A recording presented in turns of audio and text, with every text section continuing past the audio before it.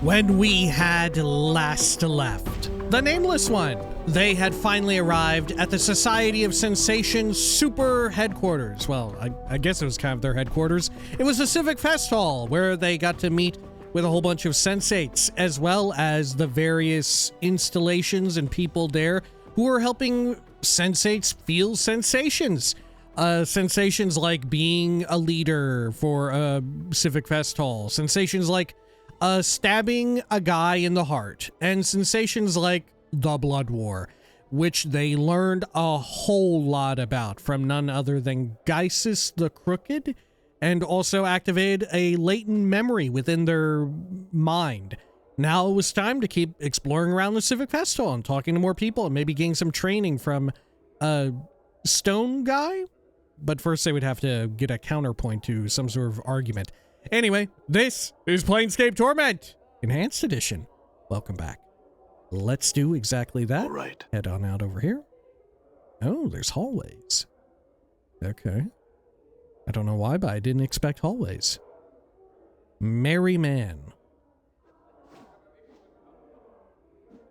No. Warrior in training. Is there actually someone who offers training in here?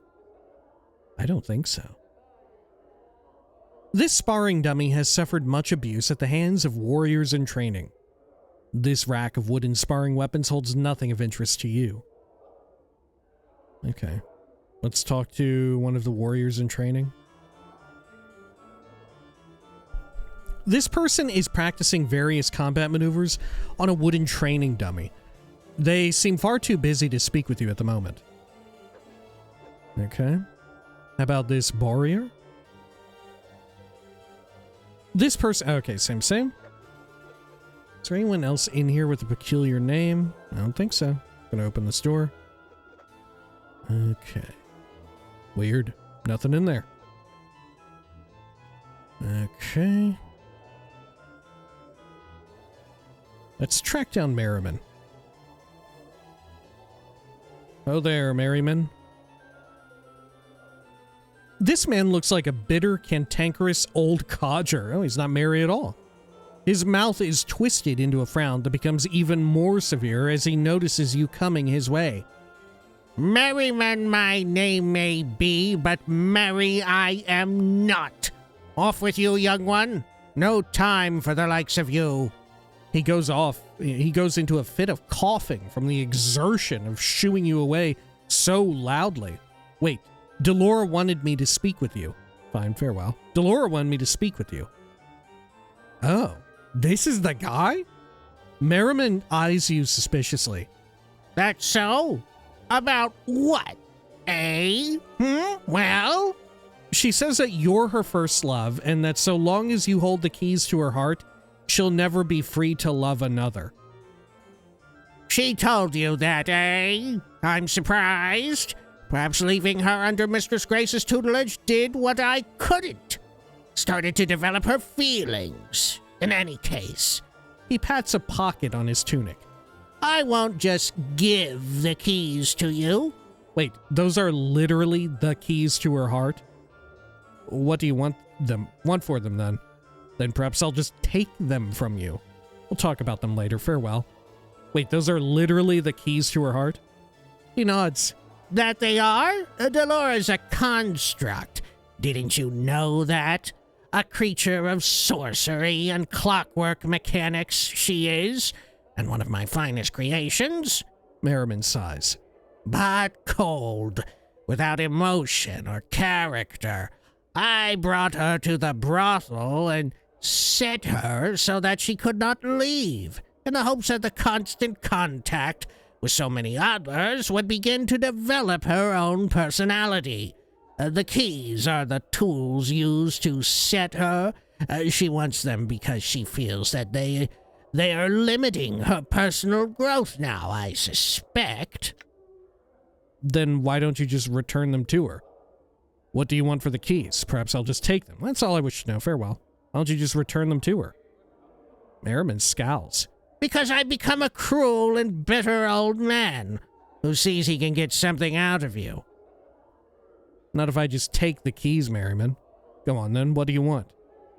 Part of me wants to just take the keys.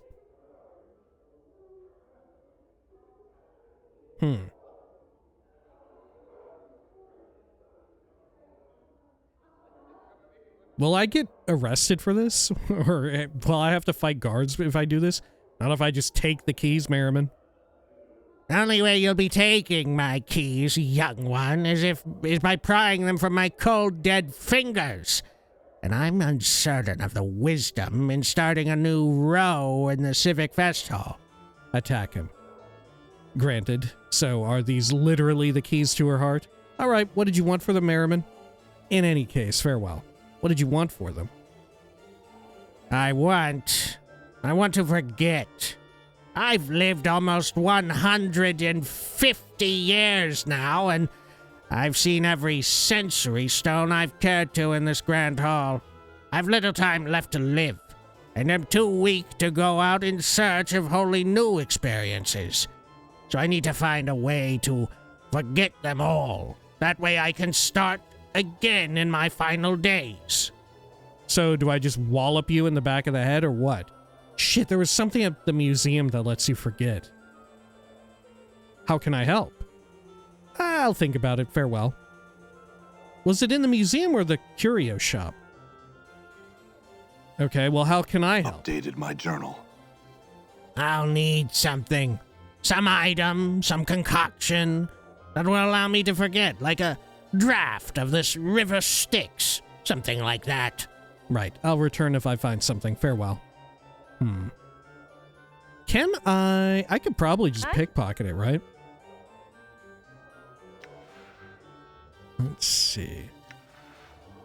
Right. Oh, Anna, God. Perhaps we should talk. Oh.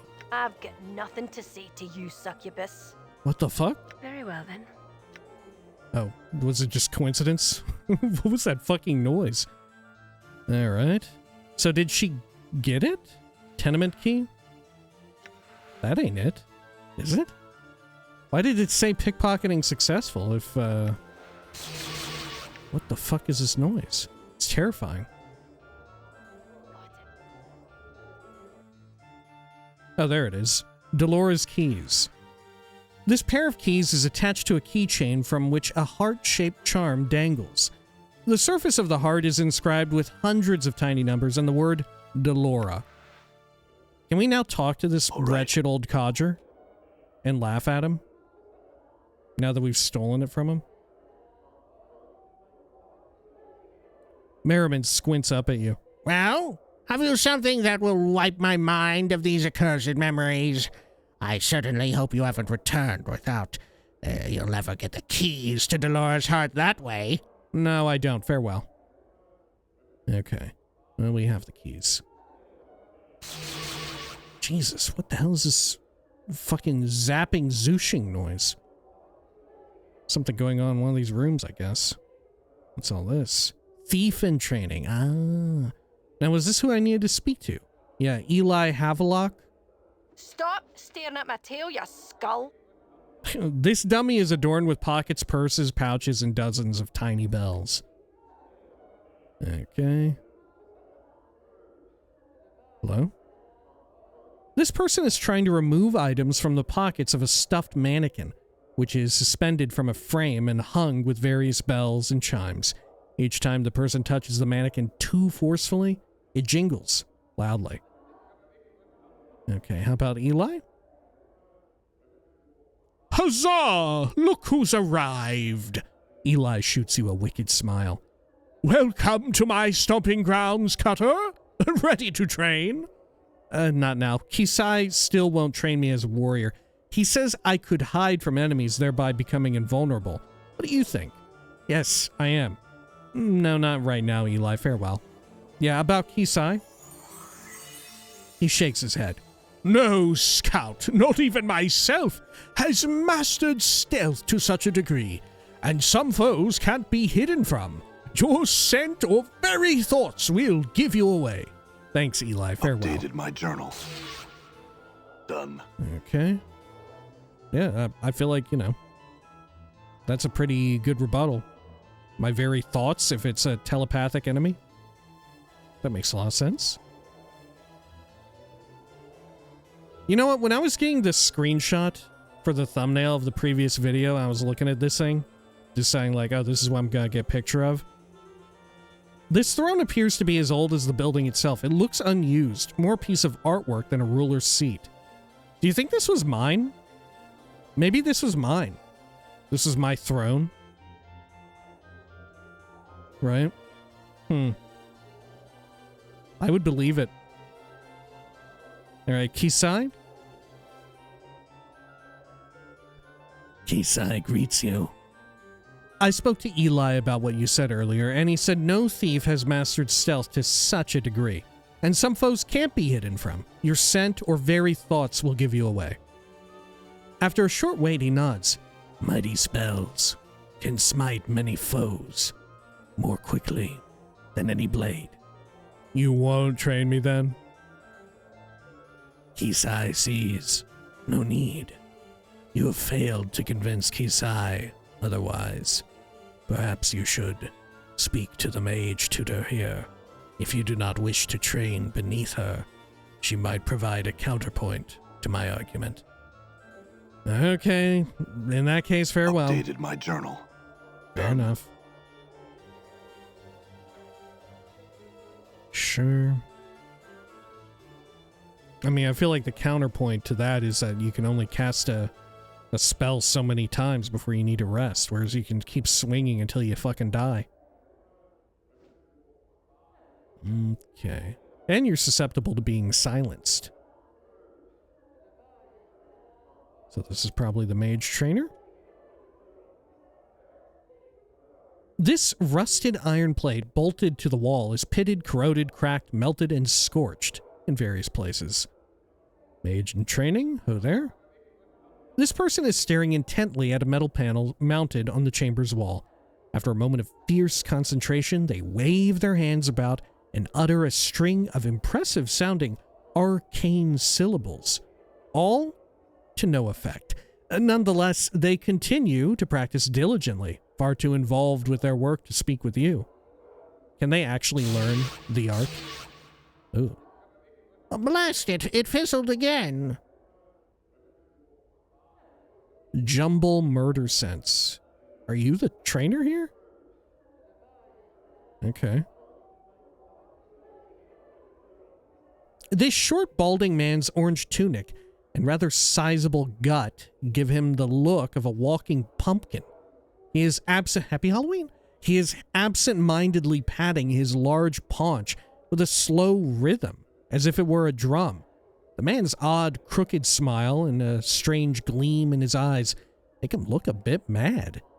Greetings?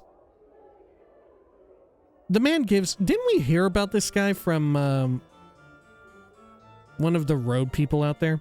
The man gives an exaggerated, flourishing bow and presents a small card which reads only, Jumble Murdersense, Geopsytect, Sorcerer, Extraordinaire. He then snatches the card from your grasp and proceeds to eat it, grinning wildly all the while. Oh, these are the chaotic neutral people, huh? This is probably how I joined them, huh? Mort whispers, somewhere an asylum is one barmy short. I had some questions, Jumble. I'd like you to remove Requin's curse. I'll take my leave now, Jumble. I'd like you to remove Requin's curse. Jumble pretends not to hear you, instead belching loudly and resuming his belly drumming, his eyes wandering around the Festhall. Is there anything I could do so that you'd remove Requin's curse? Truth. Remove his curse, Jumble, before I'm forced to hurt you. Bluff. Remove his curse, Jumble, before I'm forced to hurt you. Leave. Is there anything I could do so that you'd remove Requin's curse? Jumble won't look at you, but shakes his head. Huh.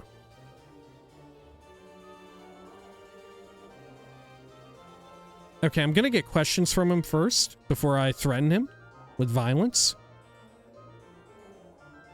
Jumble Murdersense gives you his trademark, exaggerated, flourishing bow, then cocks his head and looks at you curiously. Like a little dog?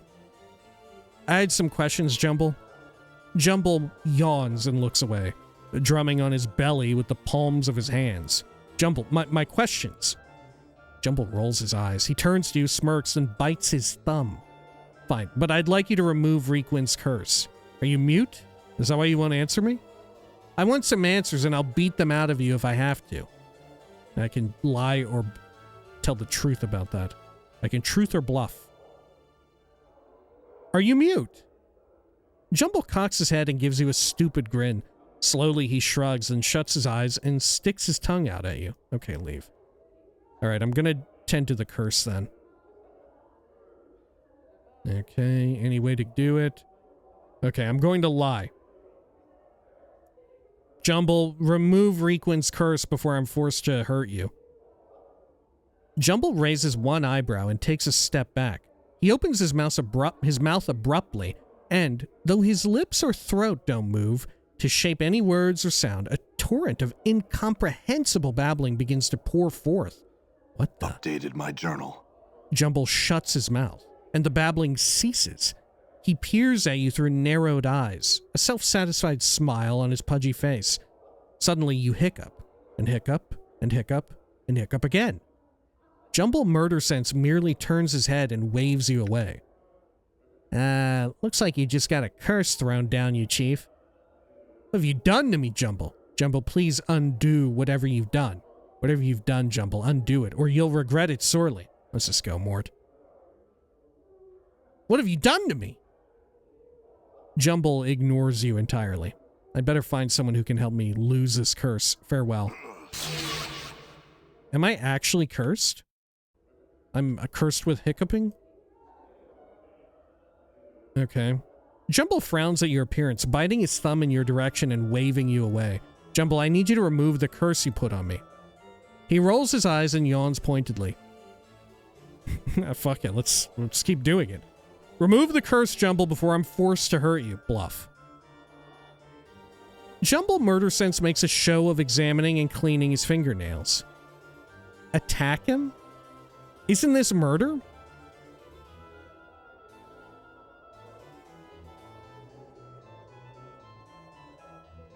If I kill him, most people I wouldn't just kill, but this is the fucking chaotic neutral guy. All right, let's just see what happens. Let's just test it out. Fucking run.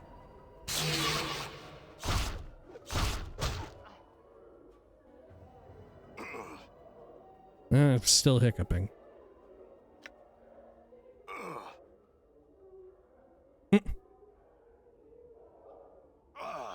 Okay, well, let's reload.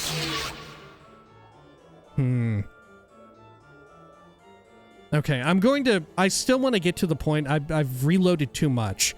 I want to get to the point where I am cursed, right? I do want that on my character. Okay, any way to get you to remove it, yada yada. Remove it before I'm forced to hurt you. Updated my journal. Okay. Please undo whatever you've done. Ignores you entirely. Fine, I'd better find someone who can help me lose this curse. All right. Okay. So now we have the hiccuping curse. I'll quick save that. How about over here? Dead's Advocate. And treacheries of lies and lying, knowing a life without. Plain is built. It is the goal of all petitioners to accomplish. We should talk to him. Because I think he's lecturing in the same way that this other dude back here did it. So we hear little snippets of actual dialogue he has. Okay. Oh there, Dead's Advocate. Sigillians, welcome. Please take your seats and listen to the darks of which I speak. Darks? Give me a break. We're really not gonna listen to this rattletrap, are we? Come on. Let's go find some sensate chits that had never had the pleasurous sensation of tasting the fiery passion of a skull's lips. He waggles his eyebrows in anticipation. Quiet down, Mort. We're staying, for a while at least. Ignore Mort. Keep listening. You're right, Mort. Let's leave. quiet down, Mort. We're staying for a while, at least. Is this guy also going to say something related to Mort? He begins speaking with a somber tone. Death. It is what awaits you at the end of a life's journey. He coughs slightly, then raises his eyebrows dramatically, waving his hands at the same time. Death is not an end, but a beginning. Mort whispers, beginning of more suffering. Nod to Mort quietly. Mort, quiet down. Ignore Mort. Keep listening.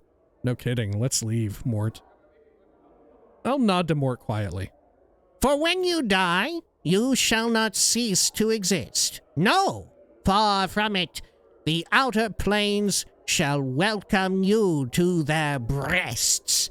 There, a new life, one such as you have never known, awaits you there. Mort whispers, that's for sure. Nod to Mort quietly. I'm going to keep entertaining Mort's little interjections. You shall cast away the tattered cloak of this life and become one of the faithful, a petitioner. As a petitioner on this outer plane, your life's journey shall truly begin. Keep listening. If you have been a goodly sort of gentleman, steadfast in charity and goodwill toward your fellow bloods, perhaps the light-blanketed slopes of Mount Celestia shall house you when you die. Your spirit shall pass on to this place, dwelling as a petitioner in the beauty of golden mornings, soft sunlight that caresses. He sighs dreamily. Mort whispers, an eternal boredom. I'll nod to Mort quietly. Perhaps you lived your life to betray others and get ahead, giving lies instead of truths, backstabbing others, all to accomplish your own goals. Cold, blood-red carcerai, the plane where all turncoats fall when they pass, shall be the cage that imprisons you. As a petitioner on this plane, you shall live a life of treachery and treacheries, of lies and lying, knowing a life without trust. Mort whispers, looks like we know where we both are gonna end up when we die. Nod to Mort quietly. He hunches over. His eyes dart back and forth. And perhaps you have lived a life of bloodthirsty evil, contemptuous of your fellow man, laying low and doing as you pleased, without a care for who or what you hurt. Keep listening. Then it is perhaps one of the lower planes, Baitor, or the chaotic swirling layers of the abyss, that shall welcome you. Evil to the core are the spirits that come to this plane, and most are doomed to mindless cruelty and suffering or servitude in the dreaded, he whispers dramatically, Blood War. Oh. Mort whispers, and that's if you're lucky. Nod to Mort quietly. No matter where you go, know this. You shall be embarking on a new life. A new life, my Sigillians. Mort whispers, and that's supposed to be an incentive? We get to do all this again? Gee, I can't wait to be a floating skull all over again. We. Pike him. What a tard. Spoken just like someone who hasn't died before, huh? Nod quietly to Mort. You shall be able to start anew. 1999, by the way, for the vernacular. You shall be able to start anew without the burden of memory or your past life. Your soul goal, if you will, he smiles at his own humor, is to merge with this new plane that you are on, becoming one with the ideals and the very substance of the plane itself.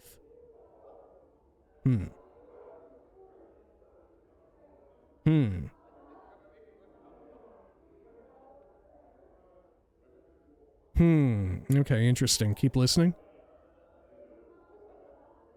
You shall be one of the inhabitants, the petitioners, on this plane, or ideally one of the building blocks upon which the plane is built. It is the goal of all petitioners. To accomplish this goal, you... He claps his hands together for emphasis. Must Clap. hold to your ideals. Mort whispers. Ah, this is one big steaming load. Nod to Mort quietly. Your ideals, good or evil, law or chaos, or somewhere in between. As you approach the alignment of the plane, your journey will end as you become part of the plane itself. 'Tis a glorious existence, my Sigillians. Keep listening. And that is what awaits you after death, my audience. Have a care as to how you live your life, but know that it is not oblivion that awaits you after this life. Mort says aloud, "What wash?" The speaker's head turns to face Mort, frowning slightly. He leans out, trying to see who spoke. A question? A question from one of the living, perhaps? Mort ducks below the lecturer's field of view, then turns to you and whispers, "Go ahead, Chief. Tell him the dark of it." "No questions. My friend misspoke. Yeah, I have some questions. I have a question." He indicates for you to continue. What's a petitioner? Can a petitioner die? Why do petitioners lose their memories?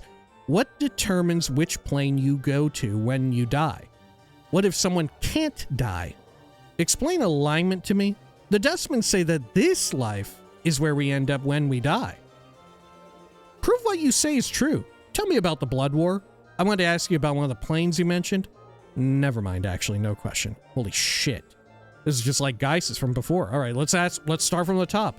What's a petitioner? A petitioner is what you become when you arrive on this new plane after you have died. As a petitioner, you forsake memory and past life, focusing solely on your new one. And the goal of this new one is... He waits for a response from you with a smile.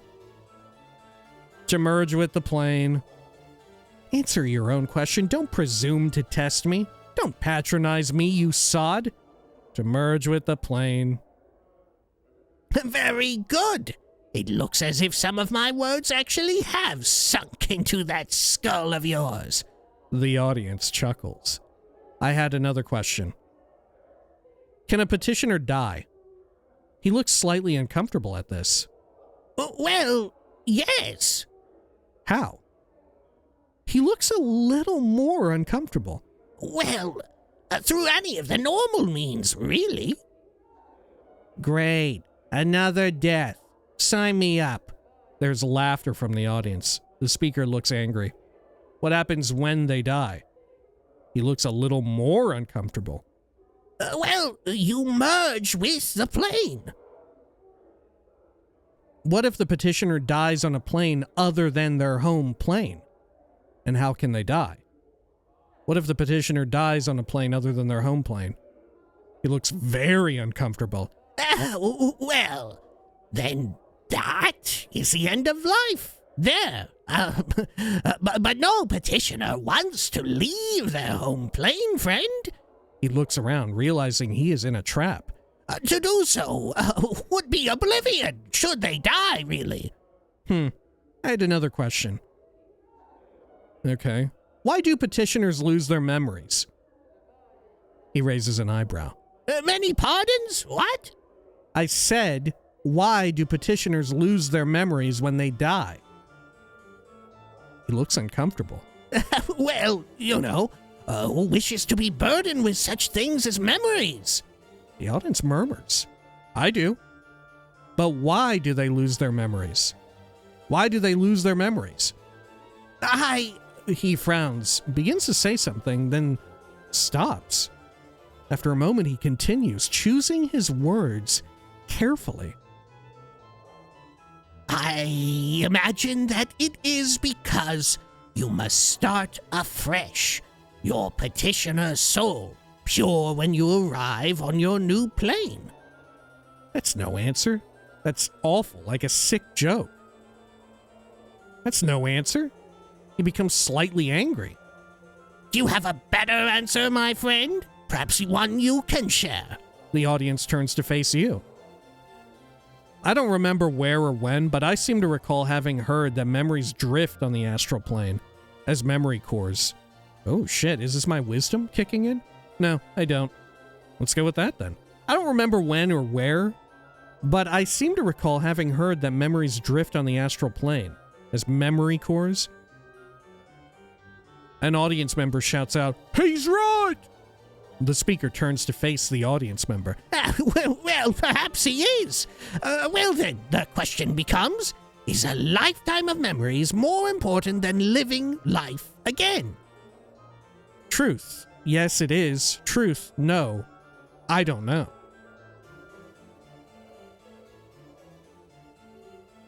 Is a lifetime of memories more important than living life again?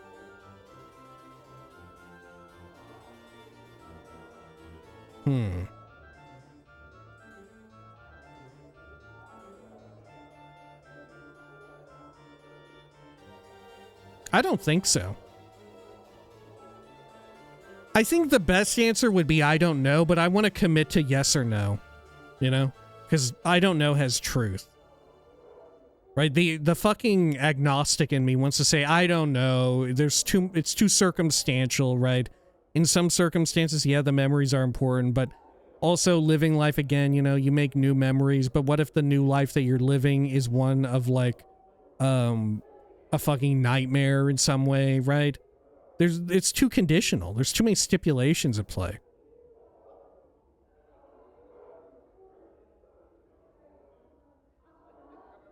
And conversely, maybe you don't want to remember, right? If you lived a life of that was a nightmare, maybe you don't want to remember it. Maybe you came from a bad one, you're in a better one, and you want to remember the good one. Right? It works in either direction. So no. Yeah. Is a lifetime of memories more important than living life again? Nah. He gives an exaggerated half bow. There you have it then. I had another question. He indicates for you to continue. Okay. What determines which plane you go to when you die? Your alignment, of course. Good people are destined for the upper planes, and bad people are cast into the lower planes. He rolls his eyes, clasping his hand to his heart dramatically. May the powers have mercy on their souls. Where do neutral people go? He raises an eyebrow. An excellent question. Excellent. Turns to the audience, raising a... Oh, it's a typo. He turns to the audience, raising a finger. I was like, holy shit, I've never seen this word in my life. Yearns? That looks like someone's name. The answer is this. A spirit that has lived a life of complete neutrality with no leanings toward good or evil becomes a petitioner on the outlands, the lands that encircle Sigil. They are destined for no plane except the land that lies right outside our sky, and of which the spire is a part. All right, I had another question. What if someone can't die? He laughs. Nonsense!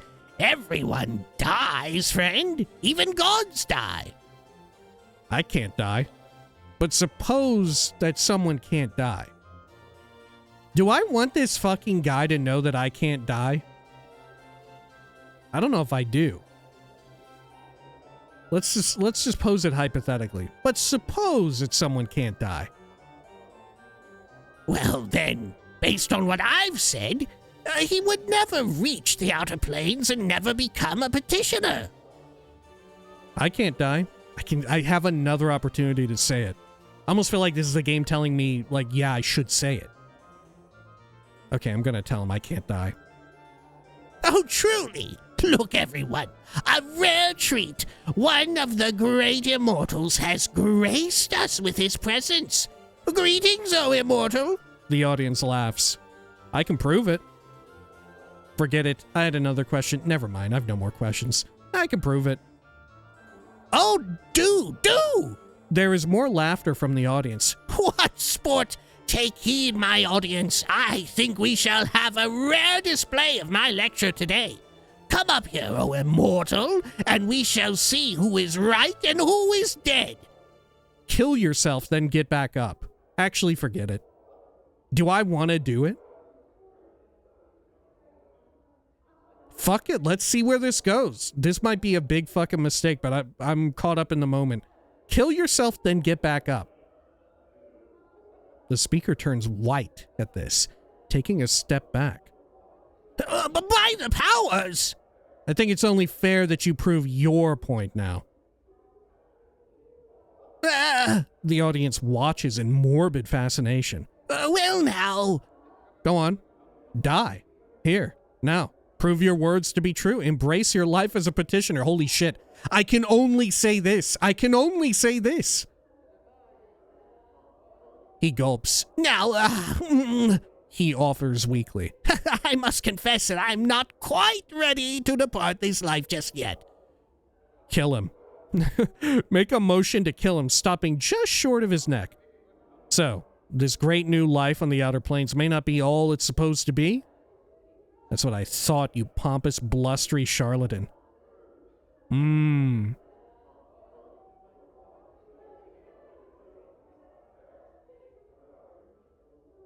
I don't want to physically threaten this guy beyond what I've already been forced to do.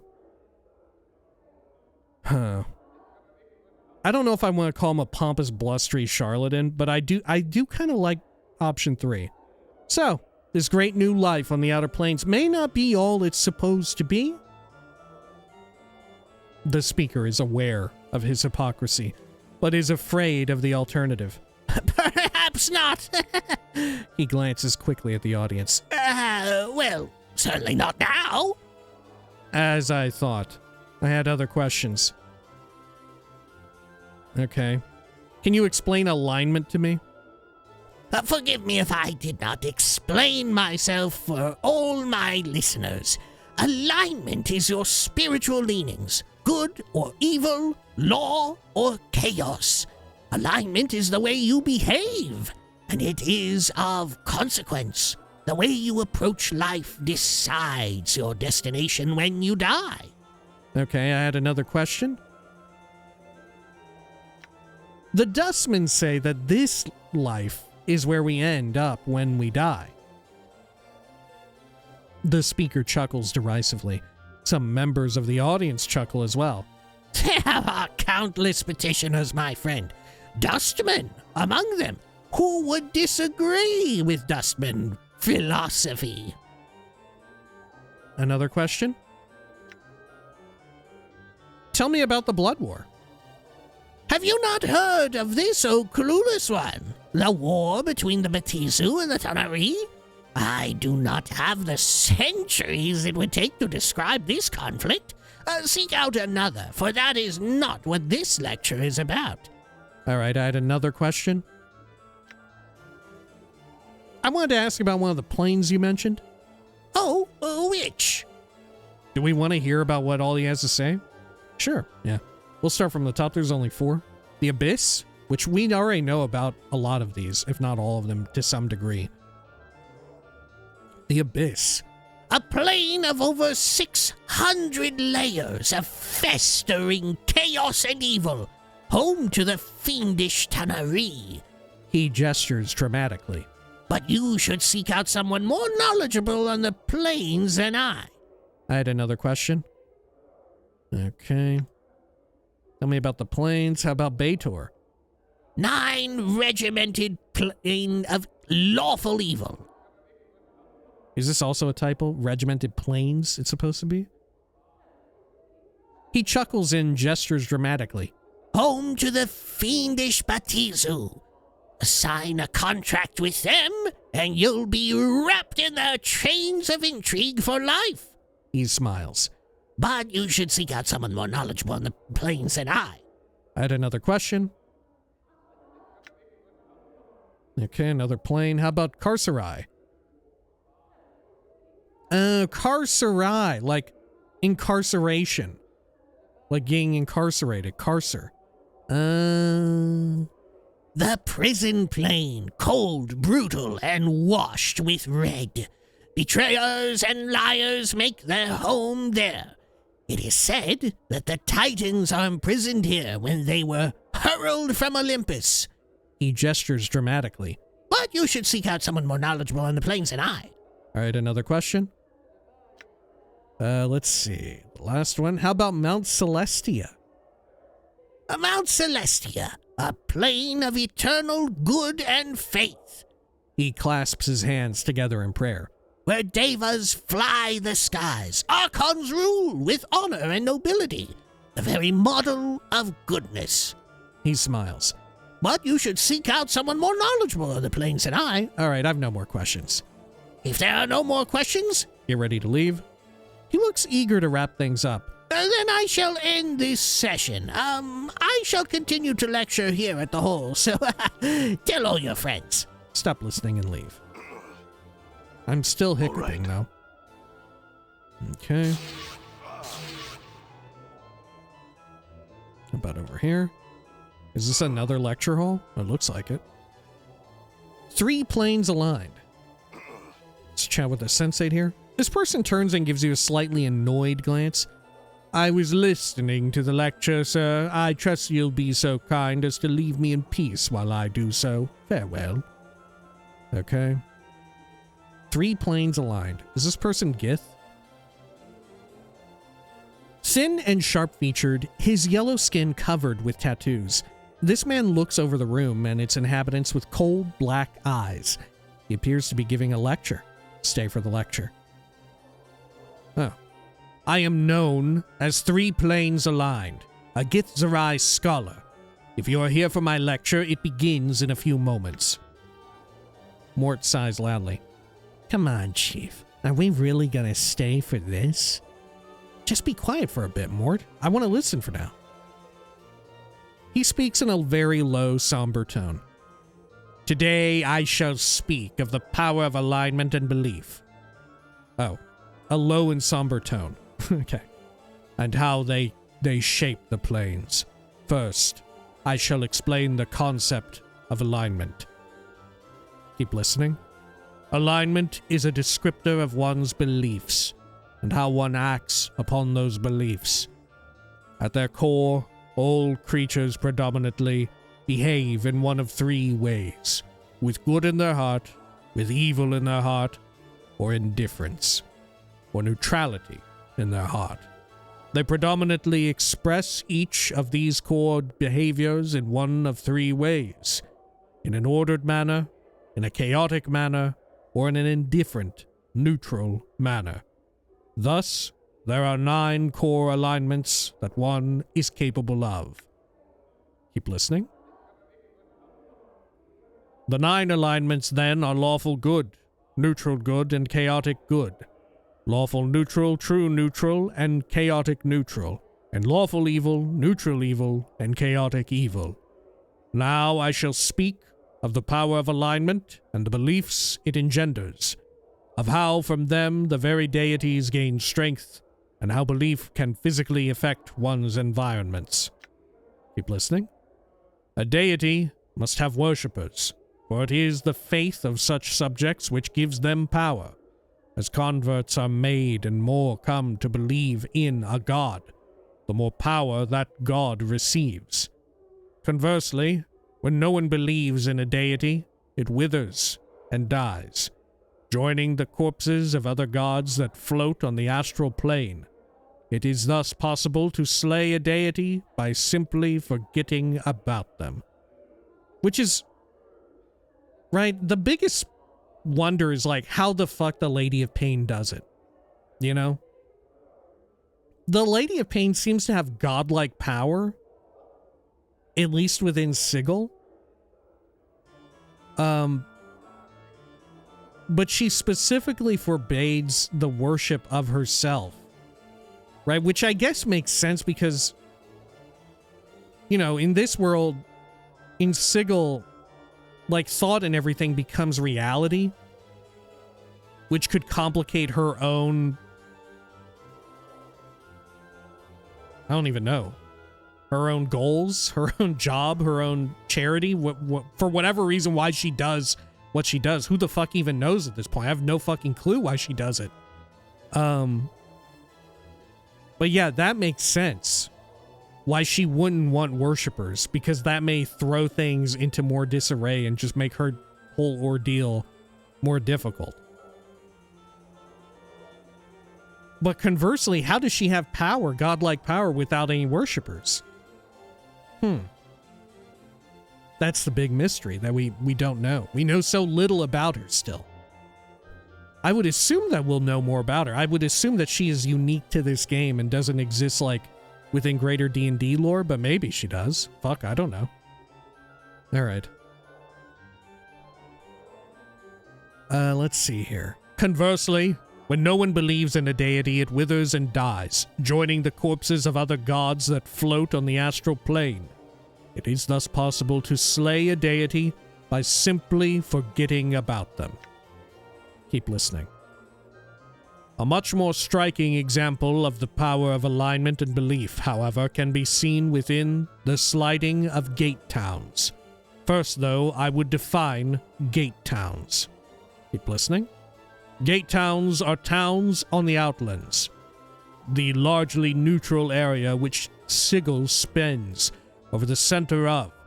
They are called gate towns because they are built around a permanent gate or portal to one of the outer planes. Right, we've heard about gate towns a bit before.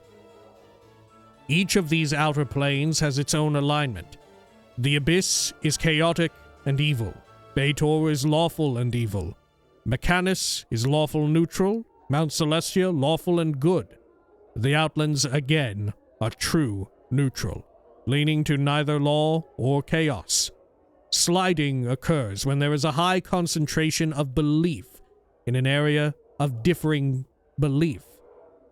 When this occurs, the area itself will move or slide to a plane that matches the new belief. Huh.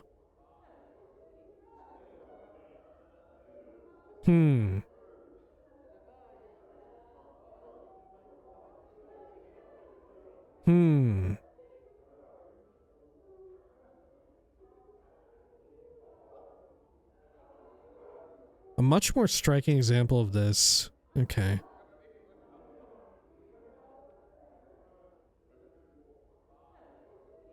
Yeah, so we're in the middle of the Outlands, right? In this place as defined by being neutral, we're in the very center of its spinning. Like, creating a top-like equilibrium. And if we're at the epicenter, does the physicality matter if we're at the epicenter of the... And maybe I can't know yet. Right, maybe we're getting too much into, like, stuff that we will come to learn here. And this is the game, like, cleverly hinting at what's going to happen. But is the physicality of its spinning important? You know? If belief has power here, and we're in a very neutral place, of course it has power to shift Sigil. Right? Because we're in the outer planes where sliding occurs. We see a minor amount of sliding, like, for instance, with the tree guy, who I keep forgetting we need to go back and talk to. Right? But we're causing more good there than you would expect. You know? That's why everything is, like, sequestered and segregated in Sigil in such a way. Right? That's why there are... Oh, is that also why certain fiends and stuff are allowed in to sort of counter really good people? Right? Because everything within here needs to be balanced. Thus, if I am here, I'm such a wild card. right? Why am I permitted to even be here in Sigil then? Don't I have such a high risk of making everything spin out of control? Right? Sort of thinking of like the Godsman philosophy and all of that. Being immortal myself, in some life, I could command worship, right? And thus get godlike power. I could completely throw off the equilibrium of everything here, right? Just by virtue of like joining a faction or something, which I've done. But just by being alive nonstop here, right? I do this. Why does the Lady of Pain permit me to be here? And, you know, like, it's probably better than going into the Outlands or anywhere else where I may end up going, right? Mort seemed to think that we were, destined for that one area or whatever, right? But why, from her perspective, right? From my perspective, great. A lot better to be here than in some fucked up nightmare world, right? Or potentially in the Blood War, which, I don't know, it kind of sounds like there's a possibility that we have been in the Blood War and we've escaped. Why does the Lady of Pain give a shit? Why does she bother to keep me here? No? Unless I am like somehow necessary? The fact that I am a person who within himself changes so much, maybe that's what's necessary, right? That's the only thing. Oh, okay. Maybe this is why I forget everything all the time, because that's the only way in which I could feasibly live here over a large period of time, is if like I come back one time and I'm like good, I come back one time and I'm like evil, you know? In the grand scheme of things, it balances out to be kind of neutral, right? It all evens out at the end of the day. Huh. But then in the short term, don't I run the risk of like, fuck, I don't know. I don't know. I guess we don't fully know how it works and how Sigil and the Lady of Pain operate. But it definitely bears some thinking about. Right? And I think it really feels like we're going to get answers to these questions. Because that's, like I said, that's the big thing that we don't know about, is the Lady of Pain and whoever this lady is that may be our dead wife, Dayanara or whatever. Those are the big things. As well as sort of like my own background, but I don't know, like, how, beyond what we know of my background, how important is it really? I feel like our relationships with other characters is now becoming more important, right? Like, I could have been a fucking tyrant despot, or I could have been like a goodly paladin knight guy before all this. I think it's irrelevant now, right? I mean, I think it could contribute to tragedy, but I think it's irrelevant. Right? Like, I think it's more relevant who or what Mort was before. You know, in life. In, I assume, the prime material. Anyway. Sliding occurs when there is a high concentration of belief in an area of differing belief. When this occurs, the area itself will move, or slide, to a plane that matches the new belief. Keep listening. Now, the gate towns usually have a strong belief that matches the outer plane beyond the portal, but the belief is not yet strong enough for the town to slide from the outlands and into the outer plane. For example, the town of Ribcage borders the portal to the lawful evil plane of Baator. As expected, the residents of the Ribcage are largely lawful evil residents. But the entire town's alignment and beliefs are not strong enough so that Ribcage will slide into Baator. Keep listening. For example, Ribcage might one day see the sudden rise of a lawful evil order of clerics, promoting their dark beliefs and converting many citizens to the worship or their lawful evil god. Were this to occur, there would be a good chance that the town would slide off the neutral outlands, becoming part of the lawful evil plane of Baator. Whole layers of planes may move this way. Thus many wars are wars of belief and faith by necessity. They are the tools by which territory is obtained and held. Keep listening.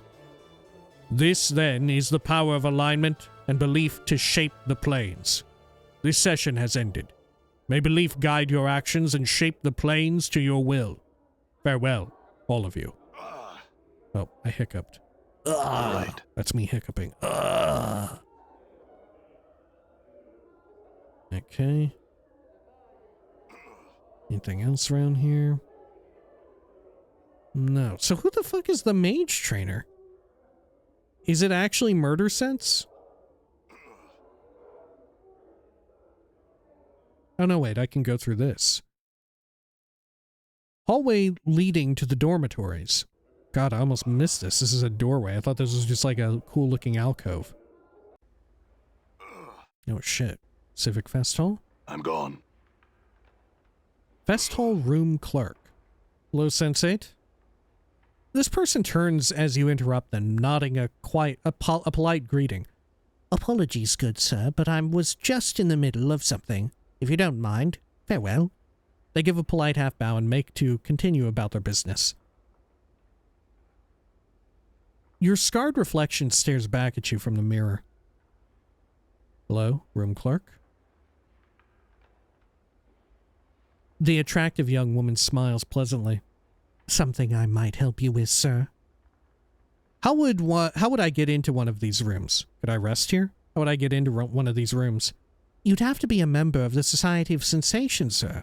Approved by Splinter. He's just inside the entrance to the fest hall if you'd like to speak with him. Could I rest here, though? The Civic Festhall often rents out any unused chambers by the evening. You could certainly rest there, should one be available. Shall I check for you, sir? Sure. Okay. It's very cheap. Okay. Have I read these before? A night spent here would recover 40 HP of a normal person's health. Though you're certain to heal every last wound in the same 8 hours, owing to your amazing regenerative abilities. Anyone resting will also memorize any spells they've selected in their spellbook. Yeah, I don't need to do this. I'm okay. I'm gone.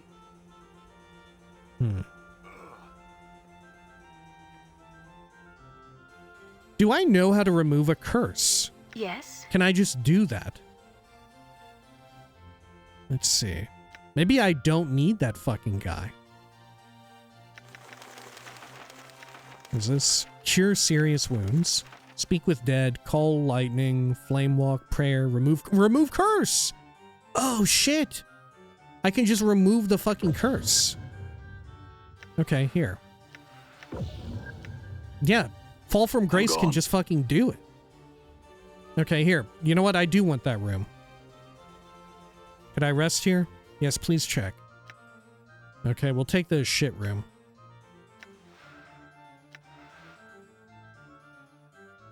Did I do it? You have rested for 8 hours. Okay. I'm so used to Baldur's Gate 1 and 2 Infinity Engine style, and, you know, you get the little cutscene. How may I help?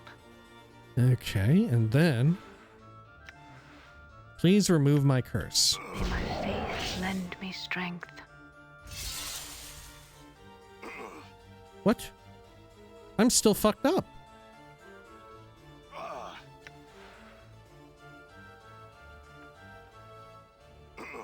What the fuck? Okay.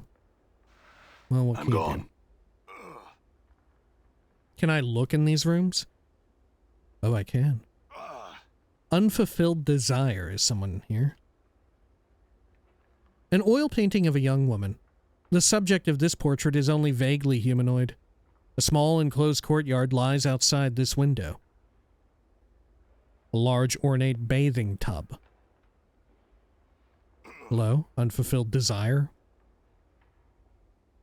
The woman before you is incredibly attractive. There's some intangible aura about her that makes you want to speak to her. As you step up to her, she glances at you coyly. Then she gives you a knowing smile. Greetings. You want something, yes? She hisses the yes, drawing it out slowly, sensually, from between her teeth. I can help. Name your desire, and I shall provide it. Mort says, I love the fest. Hello, nurse. I love the Festhall. The woman ignores Mort, her eyes locked with yours. She smiles, awaiting your response. I want you. I want weapons of power. I want magical items.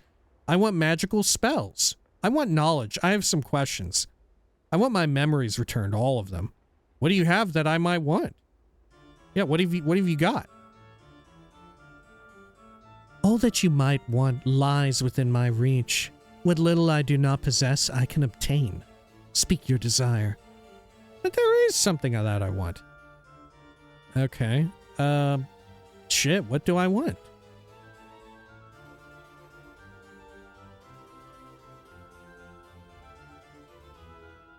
Maybe I want knowledge.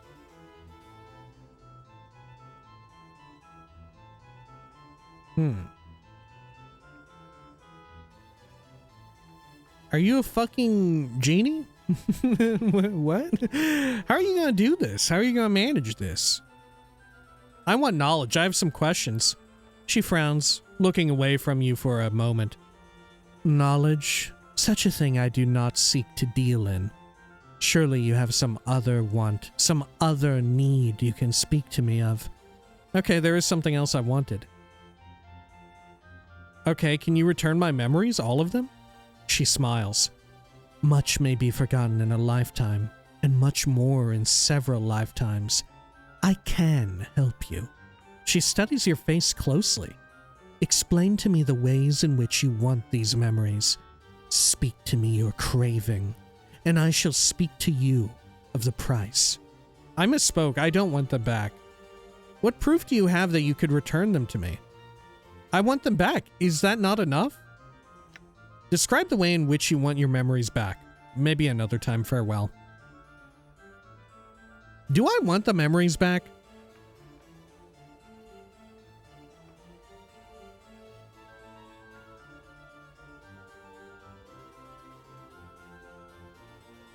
I don't even fucking know if I want the memories back, dude. I don't think I don't really know that I do. You know, I don't know that I fucking do. Right? Maybe I don't want them back. The nice thing about getting the memories back, though, is that I get XP. Right? That's the nice thing. Otherwise, how much do I care? Like, I don't literally... Do I literally want all the memories from fucking everything? Maybe I do. Right? Yeah, maybe I'm fine with that. If internally I acknowledge and accept that I'm a different guy now, maybe it doesn't matter. Right? That's all been another life, you know? That's all behind me. Yeah, internally I can acknowledge and understand that, right? So in one way or the other, I guess I don't care whether or not I get my memories back. I guess it'd be neat if I had them back, but I don't need them. Yeah, I think that's where I sit on it at the end of the day. It'd be neat if I had them, but I don't need them, right? I'm a different guy. I'm leading a different life. All right. Well, I will describe the way in which I want my memories back. All that I just said into the camera, I say that to unfulfilled desire. As you speak, her smile fades, and she leans forward, attentively, her eyes ravaging your features as you speak. Her presence compels you to speak more than you normally would, and after a few moments, her eyes flutter closed. She gives a sharp intake of breath. Suddenly, the desire for your memories begins to wane. Your want slowly drains out of you, leaving only a cold emptiness in its wake. She opens her eyes again as you stop speaking. What is wrong, traveler? Do you no longer want your memories returned to you? No, I mean, yes. What have you done to me? She seems perplexed. Whatever do you mean? Despite her innocent demeanor, you're certain something unnatural has occurred. She has somehow siphoned off some part of your desire, stolen it away for some ghastly collection of wants, or perhaps to feed upon. Had you finished speaking of your desire, you're certain it would have been lost forever to you. Come now. Is there something else you want then? Tell me of it. I'd best not. Farewell, unfulfilled desire. Okay. Done. Sure. Well, already I kind of, like I said, I didn't really care. Right? Already I was kind of at that point. I'm gonna break this shit open. Free money.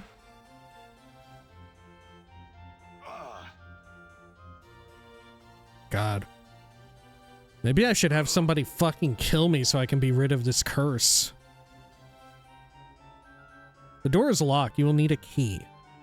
What's it called? I don't even know what it's called. Right? I should just have the party turn on me and like beat my whole fucking ass. Just so I stop going, ugh. Ugh. Ugh. Okay, all of these need a damn key. Fair enough. I guess those were the proper rooms then. Look, this goes to some other fucking place. What? I'm gone. Okay. So if I go up into this one, does this go elsewhere? No, it's the same damn hole. Okay. Done. So who the hell is the magic man? Is it this piece of shit? Jumble Murdersense. Okay. I had some questions. Fine, but I'd like you to remove Requin's curse. Is there anything I could do so that you'd remove it? Jumble won't look at you, but shakes his head. Can we pickpocket from this asshole? In enduring, grow strong. Why not? Got it. Well, it succeeded. What the hell did we get? Oh, shit, I don't know. It said success, but I got nothing. Maybe it was just money. Got it. Did I get the battle axe now? Was that new? Is pickpocketing actually incredibly lucrative in this game? Got it. And I should be doing it all the fucking time? Are we like in Fallout 1 territory here? Uh-oh.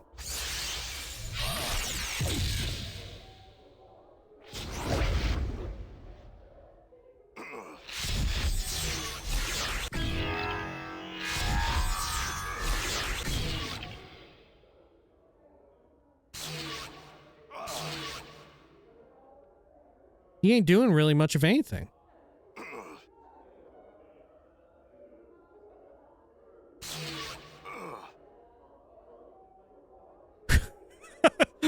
Okay. I think she got save throws against all of his magic. I think she successfully evaded all of the spells that he just tried to cast at her.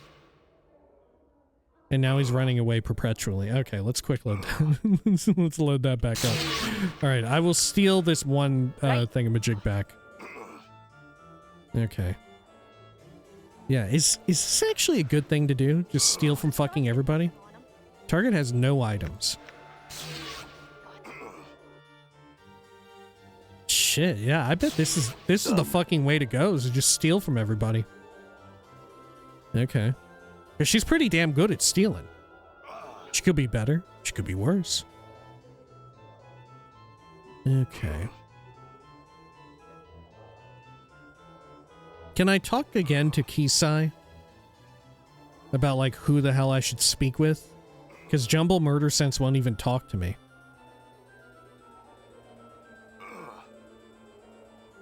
Okay. Oh! It was Lady Thorncombe. Oh, outside, right? Outside. I spoke to Lady Thorncombe about what you said earlier. She said that mages are physically deficient. Their spells merely crutches against this deficiency. When one's sorcery is spent, the core of combat still remains. 10,000 XP.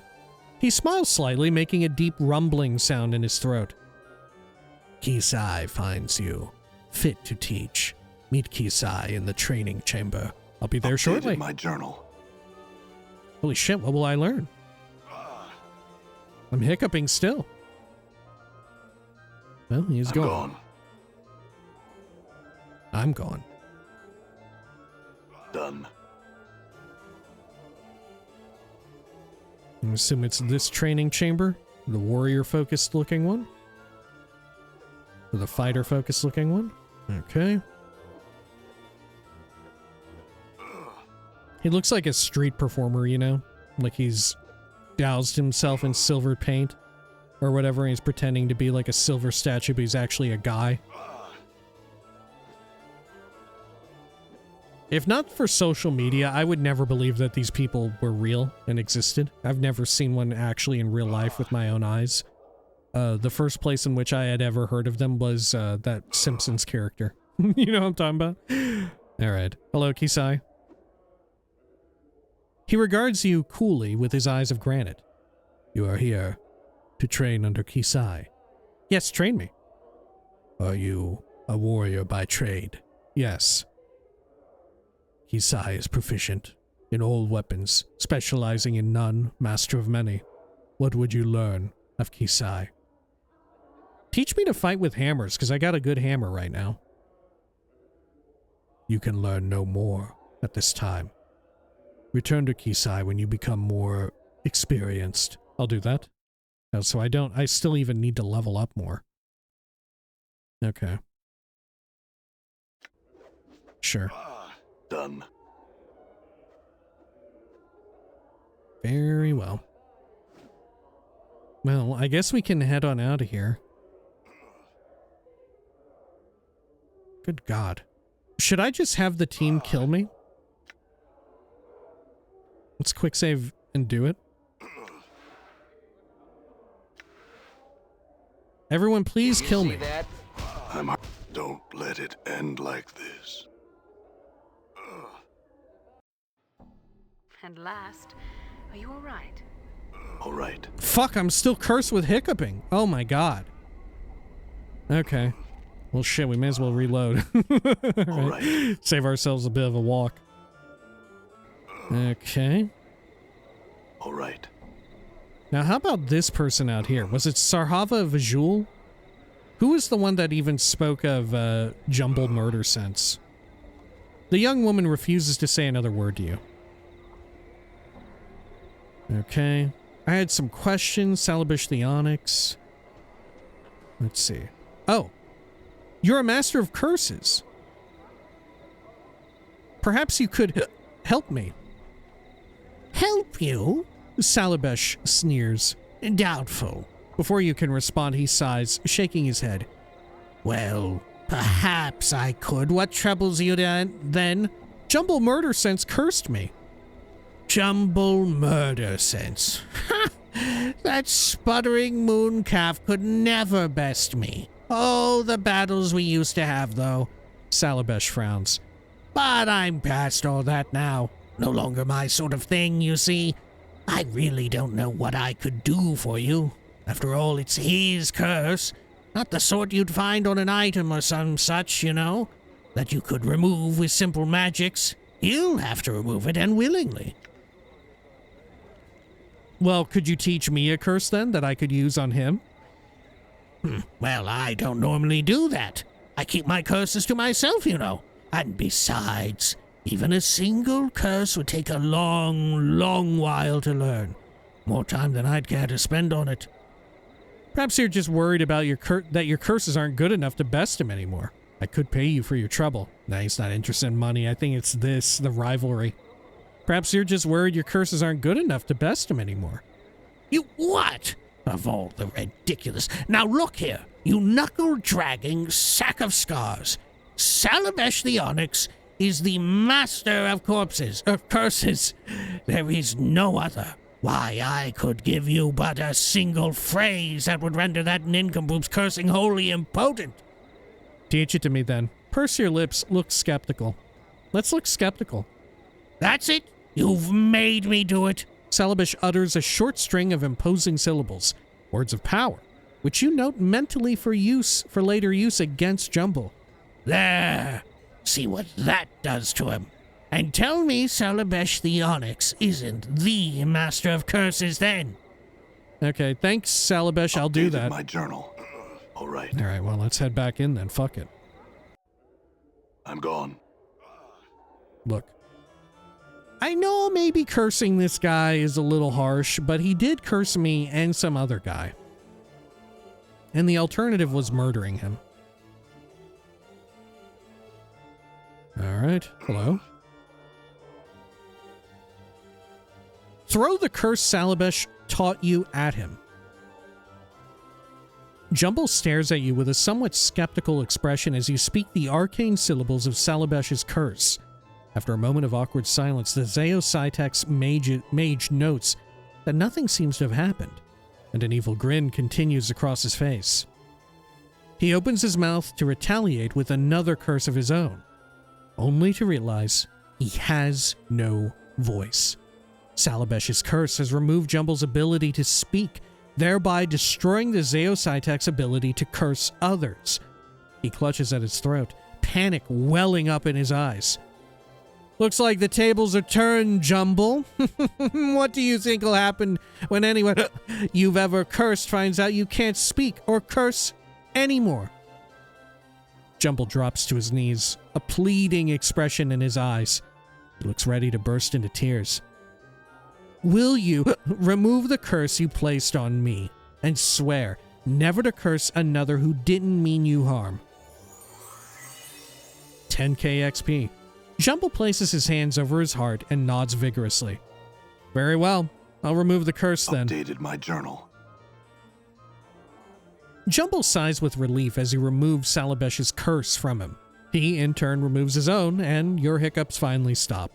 Then he bows humbly and casts his eyes to the floor. Oh, I'd like you to take your curse off Reekwind as well. Updated my journal. Jumble nods, pouting, and with a wave of his hand removes Reekwind's curse. Thanks. Farewell, Jumble.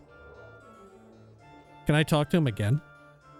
Jumble gives you an awkward bow and an uneasy look. It's clear he'd rather not have anything more to do with you. Just pass him by, Jumble. Farewell. What a prick. What a pike in sod. Pike off. Pike off, you know? Oh, what a fucking Burke. What a barmy Burke. Okay, let's head on out this way. Good, good, good. And then... All right. Should I go check in on Reekwind right now? I may as well. And then before we go over to, the brothel and hand over the keys. You think I should help out that one guy for XP? That other asshole? I don't know. Can I actually go? No, I can't. Okay. I keep wondering about that. This is the second time or third time now I've tried it. Okay. Let's see. It's Ragpicker's Square, isn't it? Done. Where is Reekwind?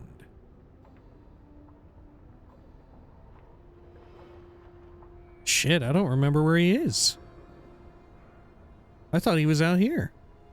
Am I mistaken?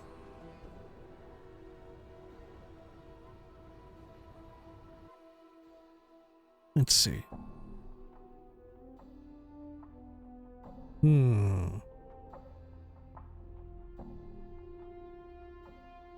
Reekwind.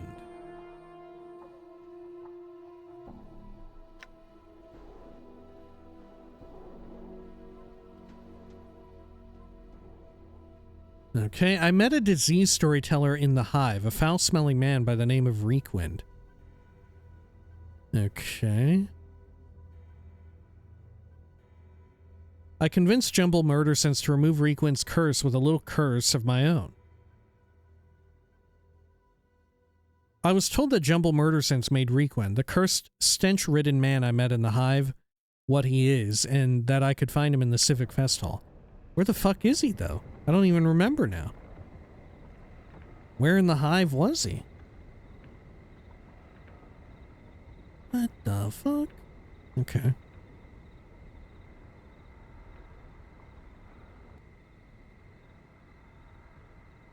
Okay, and then I guess we'll just go to the hive normal. Yeah, we can go to this version. Right there. Because isn't this also where the tree guy is? Done. Yeah. We'll have to do a loop around and check where everybody is. Okay, mourns for trees. Hello. I have someone else here to look at the tree. Mourns for Trees smiles widely upon seeing you. Ah, my friend, you've returned. Something you wished of me? No, I wanted to ask Anna to help you. What? You can't be serious now. Yes, I am. Can you help? Not likely. Get someone else to mope about for your piking trees. You're daft to be thinking I'd waste me time even thinking of such things. Daft, I tell ya. Man, she won't even do it. Grace, would you consider it? Grace nods. Certainly. I think that it is an excellent idea. Thanks. I had some questions, Mourns. Any change in the tree yet? Oh, 500 XP. Yes, friend. There has been. It's so slight you can barely see it, but look. Fresh sap from the trunk and a handful of new buds. It's only a matter of time now, I think. I thank you for giving me hope once more. My pleasure. You're welcome, Mourns for Trees. Well, farewell. All right. Have you seen the man who farts out of his mouth and talks out of his asshole? I'm looking for that guy. I think he may no longer be farting out of his mouth and speaking out of his asshole, now that I've removed the curse. I don't think he's in this section. God, I really truly do not remember. Maybe it's a good thing that we're deciding to do this right now. Yeah, the drunk harlot running away. Okay. How about over here by the market? Let's see, Reekwind. All right. Where are you at? Down here, maybe? Holy shit, I do not remember whatsoever. I was hoping that going around here would, like, jog my memory, but it's really not. I have no fucking clue where this guy is at. There's Creedon. That was the guy telling me about the other stuff. Oh, yeah. Crier of Essenon. Well, I guess we already resolved that, didn't we? I thought more would come of Essenon. Maybe it still will. Or maybe it was an introduction to like a... of discipline is impressive, Dakon.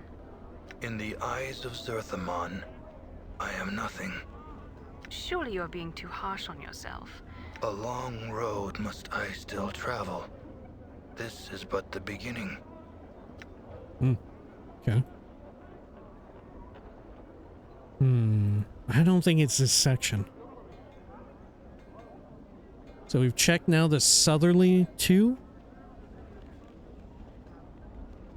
Okay. Sure, let's go up here. About here. There's no way it's the starting area, is it? Right by the mortuary? Oh man, you don't think he's inside of a building? No way. I'm pretty sure I remember him being outside, right? Fuck, maybe he is inside of a building. And he's at Ragpicker's Square inside one of those buildings there. Shit. Okay. I'll try this part of the hive real quick. All right. Oh yeah, the post. Can I talk to you now?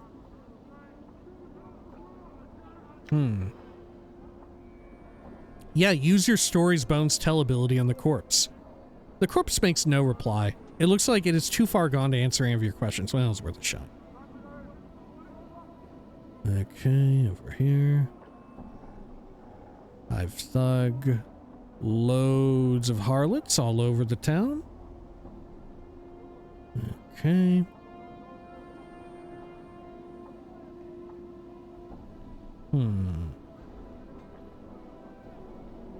No sign of anybody or anything. A huge monument. There's no name or plaque identifying what it is honoring. Bane the Sender, Pox, Dabus. I have no fucking clue. God. Okay. Sure, let's go back to Ragpicker's Square. Maybe he's inside of one of these. Is this one I could open? Oh, there's Marrow Fiend. Or Marrow Friend. You don't think his name changed after I did it, do you? Or like now he's no longer Requin? Sharegrave. Okay. I'm gone. Ratbone is whistling merrily. Done. Surely they wouldn't change his name. Gyrum. Done. Fuck, I have All right. no idea where he's at.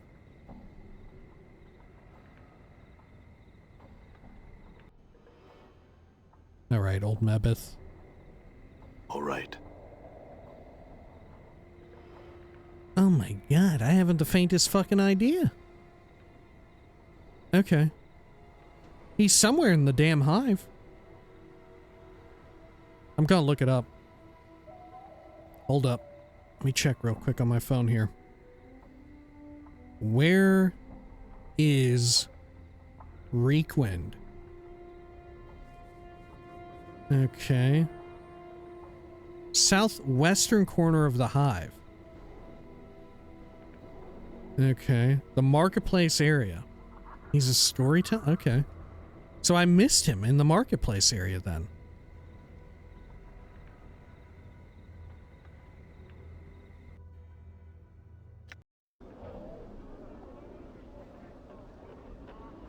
What the fuck? I'm gone.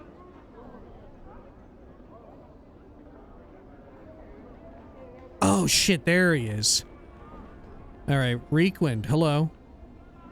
You see Requind. His eyes have reverted to their normal size, and he is no longer assailed by the twitching spasms that you noted before.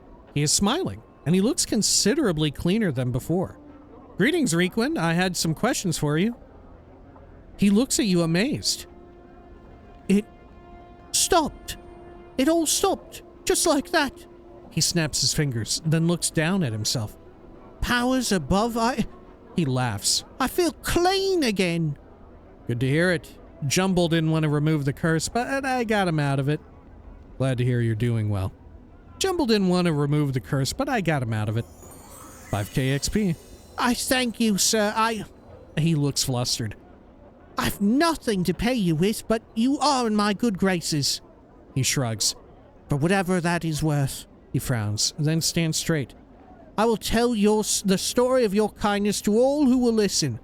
Actually, do you have any stories you haven't told me already? That could be payment enough. Thanks, Requind. I was happy to help. Do you have any other stories? Of course, of course. Requind looks around. Though I've had nothing of telling tales for a while, though I've had enough of telling tales for a while, do you have something I could write them in? I have a journal here. My journal. Requind takes the journal. Ah! He scribbles for a while, then hands it back to you. There you are. Thanks, Requind. If you would never use that name again, I, among others, would be thankful. Very well. What should I call you? My name is... He suddenly catches himself and smiles. No. Perhaps I shall keep that to myself this time. He nods respectfully to you. Thank you again, good sir. Anything else? Okay, a question? Okay, glad that you're doing well. Okay. Farewell. So oh my god, I did write a bunch. Okay, okay.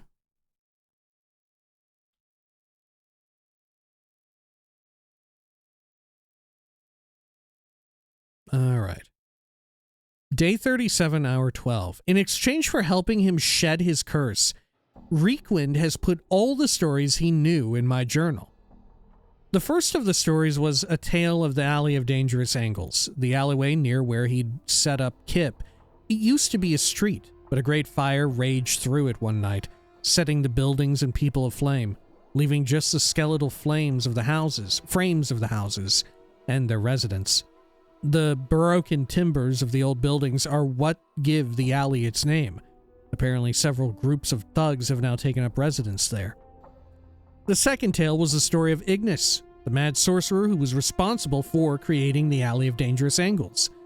Ignis was a powerful sorcerer who had been taught by one of the last of the great magi. Oh. Huh. I was one of the last of the great magi, according to Requind. And he burned with the arts so much so it turned him to burning people and buildings when the urge struck him. One night he unleashed his power on one of the streets in the hive, burning it down and torching the residents. Whether out of revenge or justice, several minor mages in the hive banded together and used their combined knowing of the art to turn Ignis's body into a conduit to the elemental plane of fire. They hoped the pain would kill him. It didn't. Apparently it just caused Ignis to enter a deep sleep. The third and last tale was a story of Farid. Apparently Farid was once a member of the aristocracy in Sigil, but he used his position to bend laws, cheat others, and even condemn innocent men. His acts were so deceitful that it damned his soul to the lower planes when he died. When he learned of this, he became afraid and looked for a way to dodge his fate. Apparently, he consulted several seers and was told that he would find a means of saving himself in the trash of Sigil. Farid cast off his position of respect and became a king of rags, sending his gang of collectors to scour the Sigil streets in search of something that would set his soul free. But he knows not what it is. And he was thinking that it was the sphere. Do I still have that? Yeah, the bronze sphere.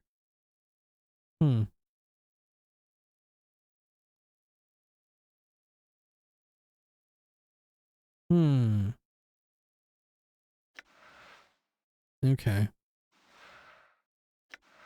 Sure. But you know what else was down there? Me. Makes you wonder. Okay. You know what it makes you wonder? It makes you wonder what can change the nature of a man. Okay, let's get out of here. Alright, let's head on in here to the brothel. There we go.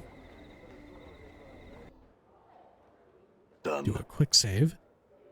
And let's see. Where is Delora? Didn't Delora often wander around the main area here? Yeah, was Delora the cold and calculating one? Because she's a construct. And she solved, yeah, she would win strategy games unerringly. Yeah. Oh, and didn't she have a huge rack? Or am I thinking of, I'm thinking of Kasai Saris. Delora's eyes flash as she sees you. Did you find him? Has he agreed to return the keys to my heart? Yes, I have the keys to your heart. Here they are. Updated my journal. 30,000 XP. At last. She takes the keys from your grasp. Her hand brushes against yours. Her skin is dry, but icy to the touch like cold metal. These will be of great use to me. I thank you. Of course, Delora, I had some questions. Of course, I will answer what I can. I was hoping to learn more about your nature. I was hoping to learn more about your nature? Delora blinks. Merriman never told me much regarding my construction. I know little of the inner workings of my body, much as you likely know little of yours.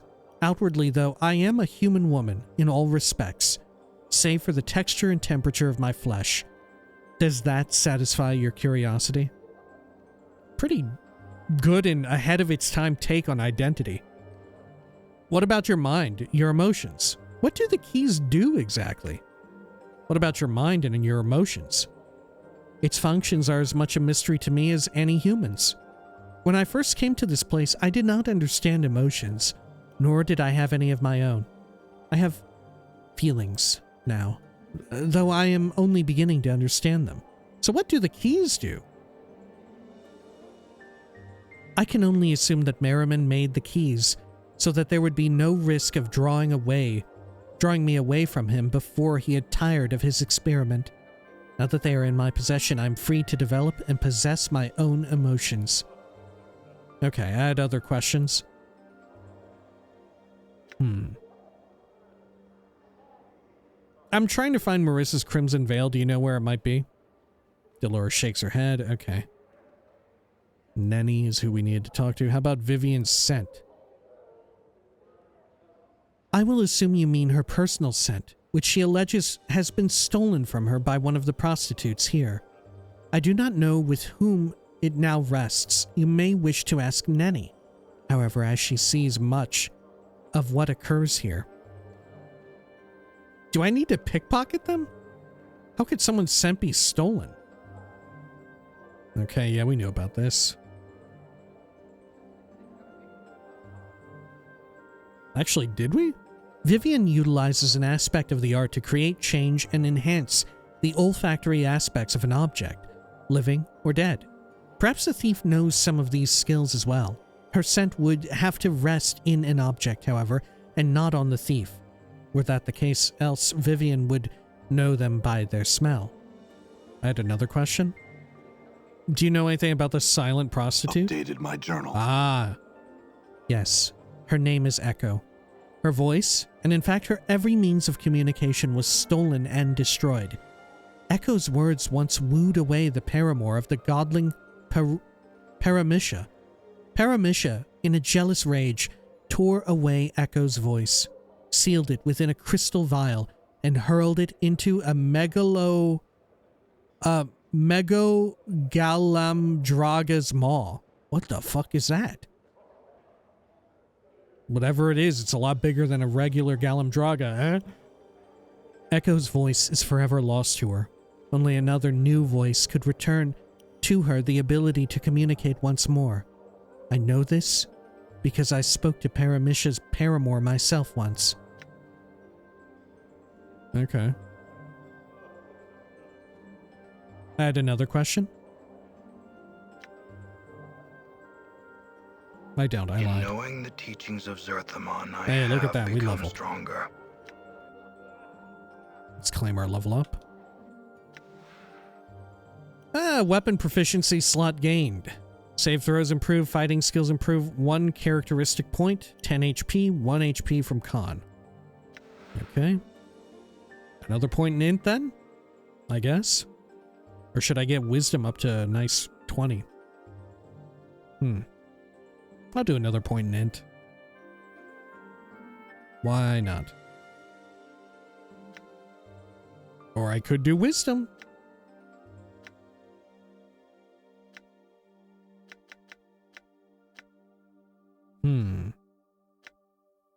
Or maybe my wisdom is already high enough for now. Yeah, I'll do int. Fuck it. Yeah, my wisdom's 21 thanks to tattoos and other things. Okay. And how about you, Dakon? My blade has changed. Save throws improve, fighting skills improve, Dakon's weapon has changed. 5 HP, 1 from con. Okay, how's your weapon changed?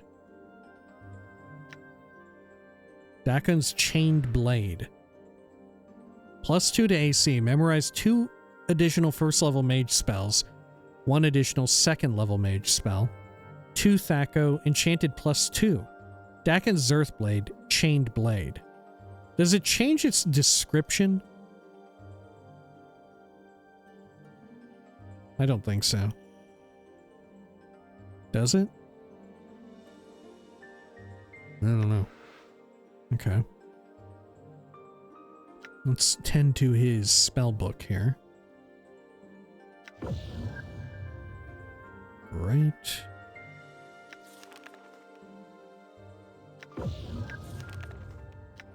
Okay. Wonderful. Done.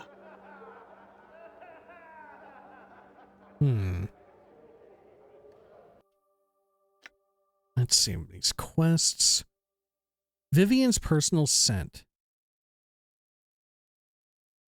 I've agreed to help Vivian, one of the prostitutes in the brothel, slating intellectual lusts, find her personal scent.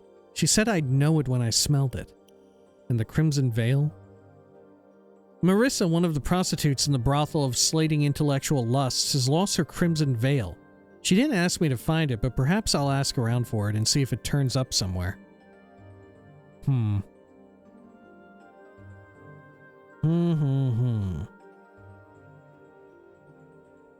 Well, I have my vial of skin and blood for the Dream Builder now. I do have that. Maybe I can talk to Ecco now that I've had a little bit of an update. Oh yeah, here. Delora told me that Ecco, the silent prostitute, could not speak because her voice had been stolen and destroyed. She said that Ecco's words once wooed away the paramour of the godling Parishima. Paramisha, in a jealous rage, tore away Ecco's voice, sealed it within a crystal vial, and hurled it into a Megaladraga's maw.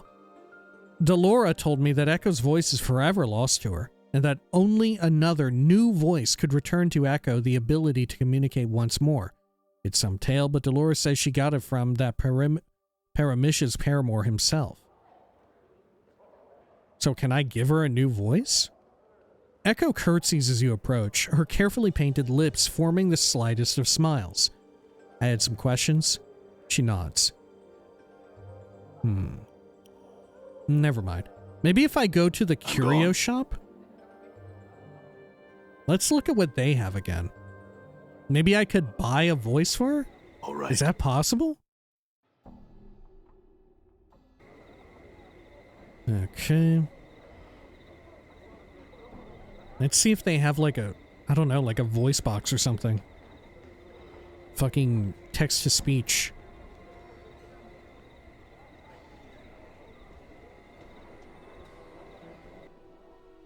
Done. There we are. Hello, Vrishchika. Gives a quick half bow. Welcome back. Here to buy something? Yeah, I am. Okay, exotic items. Fiend's tongue. Maybe she can use the fiend's tongue. Tell me about it. Let's examine it. You examine what appears to be a tongue floating in a jar of brine. Vrishchika frowns at it. This is a fiend's tongue. A Cornagon's, I think, but who really knows? It's said that placed into the mouth of any living thing, it will give the ability of speech, even if there was none before. I'm selling this oddity for only 66 coppers, should you want it. I'll take it. Yes, Vrishchika purrs. A wise choice. The copper you pour into her hand seems to disappear the moment it touches her palm. She hands you the item. Please, enjoy your newest acquisition. Let me see the other exotic items.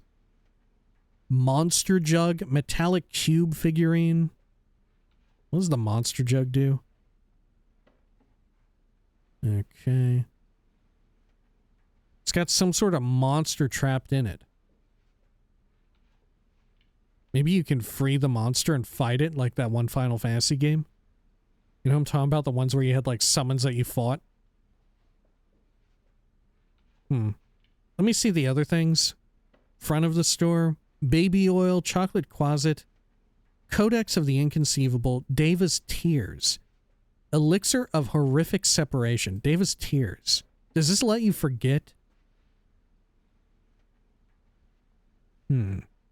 These were collected from a Deva who was captured during a Blood War skirmish.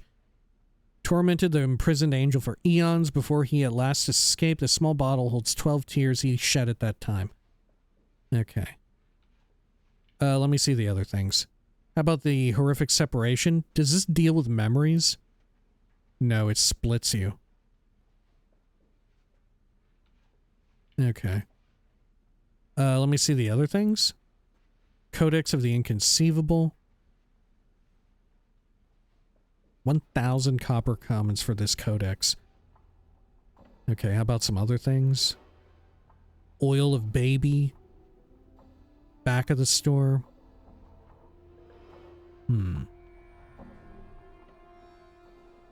Stained lens. Oh yeah, the clockwork machine. Oh, an old soldier named Geis has brought it up to me from a lower plane battlefield. He'd murdered his own men in order to escape his tour of duty there, and brought me a number of interesting items he'd collected over the course of the campaign. I've kept it mostly as a conversation piece, though you may have it for 149 copper coins if you'd like. Right. I wonder if we could show it to him if he'd start freaking the fuck out. Okay. Other stuff. Yever's ring, what did that do? Ring of almost invisibility. Okay, other things. The ale stein. Oh, right. It's like that other one. Okay. Did I need, I don't know. Icy cold keeps whatever this around. Okay. An ale of mug of unusual manufacture, which keeps its contents of beer, usually beer, of course, icy cold, whatever the surrounding temperature. 299 copper commons. I don't know. I don't know if that's it. That's a shot in the dark. I'm thinking about that one fucking... the birds or whatever they were called at the museum that were like flying around. They were super cold. To where like it froze my finger and hand and broke them off. I need to get that somehow for some reason. Actually, did that work with your memory? Oh, what the fuck? There's a spooky dude coming after me. Oh shit, it's a shadow. Fuck it up. Fuck it up. Fuck it up. There is... Okay. They're nothing to me. No, this is the... Okay, this is not why I was... Okay. Where's the Curio Galleria? Right here. Let's check that out real quick.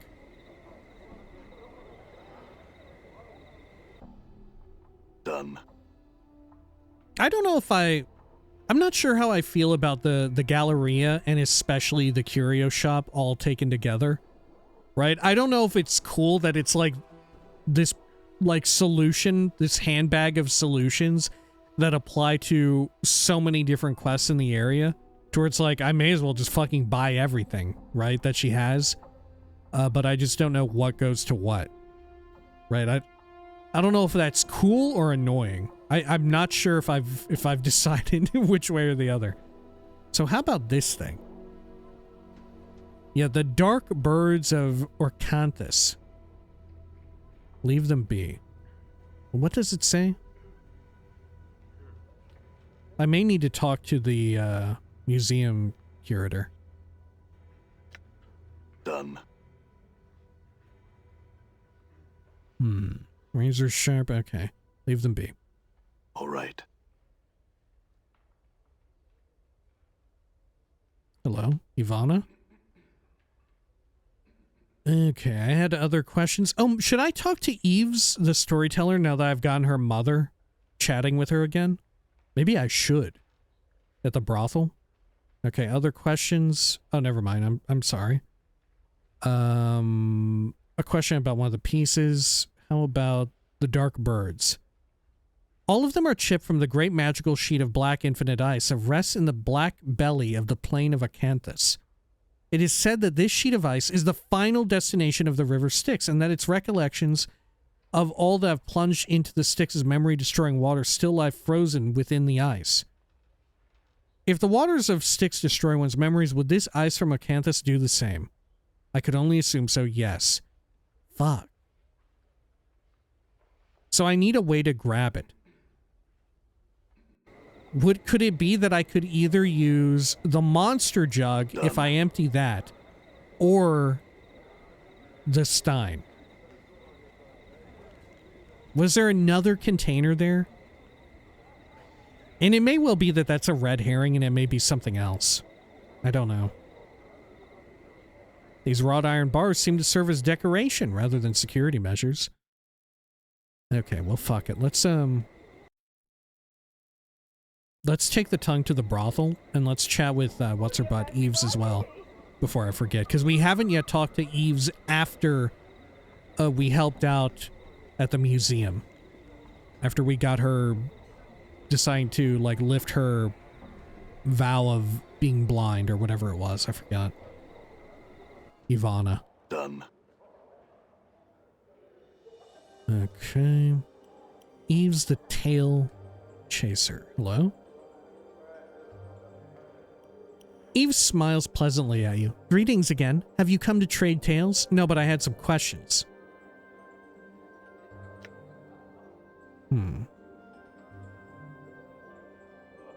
Nothing.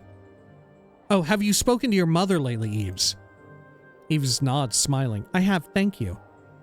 My pleasure. I had another question. How about the scent? Anything new? Speak with Nenny. Yeah. The Crimson Veil. Marissa's is an interesting tale. Okay. Not right now. I had another question. The Silent Prostitute. Ask Delora. Okay, that's all I know. Done. Okay, where are you at? Ecco. Oh, here, let me examine the tongue. This is a fiend's silvery tongue floating in a jar of brine. It's said that once placed into the mouth of any living thing, it will give the ability of speech, even if there was none before. You know what the curio shop seems to me? It seems like a shortcut for if you're, like, being compromised on time and budget. Right? You've already built out these parts of the world, right? Like, your writing team has already built it out, but you just don't have time to build out, like, another location to where, like, oh, in today's adventure, the Nameless One is going over to pick up, or to go kill a fiend and rip out their tongue and put it inside of a bottle, right? You don't have the time for that. All of the little doodads and knickknacks there, like the salve that we use for the petrified person, all of that, if you already have, like, the endpoints and stuff and the MacGuffin in mind, you can just use a curio shop as a shortcut. Same goes for a museum too, I guess. Right, if for whatever reason you don't have time to put it into the game, or, like, there's a technical limitation. Oh, damn. Dakin is fatigued? It's like the first time I've seen that in this game, fatigue. Okay. I guess because we've been fast traveling a lot. Ecco curtsies as you approach, her carefully painted lips forming the slightest of smiles. I had some questions. Would you want to put this in your damn mouth? Oh. I can't actually bring it up. May I ask why you can't communicate?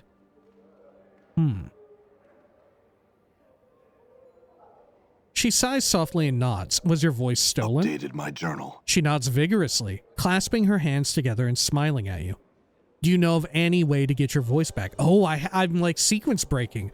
I'm too fucking smart, I guess. I guess I'm just the smartest man alive. I figured it out before the game even let me solve it. Right? Holy shit. Do you know of any way to get your voice back? She shakes her head, her face wrought with frustration. She suddenly looks at you pleadingly, as if expecting an answer. Val, I swear I'll look for a way to return your voice. I'll try to find a way to return your voice. I can try to return your voice for a price. I'd best be going. Farewell. I swear I'll look for a way. Ecco nods to you slowly, smiling at you with eyes full of gratitude. I'll look for something that would give you a voice then. Farewell, Updated Ecco. my journal. Well, I think I have something. Ecco looks at you hopefully as you approach her, biting her lower lip.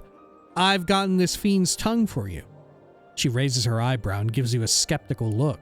I'm told that should you place it in your mouth, you'll regain the ability to communicate. But you will sound like a fiend. You will sound very scary. She nods and takes the bottle from you. She gingerly picks out the severed tongue from the briny solution and, after staring at it for a moment in disgust, places it into her mouth. Suddenly her eyes widen, and there is a burst of reddish light from between her lips. Also, we could have just solved this with, like, a pen and paper. You know? We didn't need, like, the tongue of a fiend preserved in, like, some sort of bottle or whatever. Could have just had a pen and paper. I mean, true enough, it'd be nice to, like, be able to verbalize. He can still communicate with people non-verbally, right? Fucking Lord knows, people, you know, in real life, when people are mute or whatever, In real life, people do this, right? It's a problem that thanks to like human ingenuity, we have managed to solve, right? No longer is it quite as bad, right? Maybe hundreds of years ago, this was more of an issue, but these days it's really not an issue, right? Same goes for like, shit like with me, eyeglasses, right? If not for, the invention of eyeglasses, I would be fucked, right? But lucked out on that one, huh? Anyway, are you all right? Ecco opens her mouth, closes it, and then opens it once more and speaks. I can speak again. Oh, joy! Then... Damn thee to the darkest of pits, thou stench-ridden worm! Kneel before me in supplication, insect! Okay. Yeah. Mort says, yikes. Huh? Ecco yelps and covers her mouth with both hands. Her eyes are wide with panic. It must be the fiend's tongue. Updated my journal. She slowly takes her hands away from her mouth, nodding. It seems I must devour thy frail shell, and consign thy soul to the abyss for all eternity. Thou shalt serve in my battle thrall, till the plains grind to a halt. Thou art mine, mine.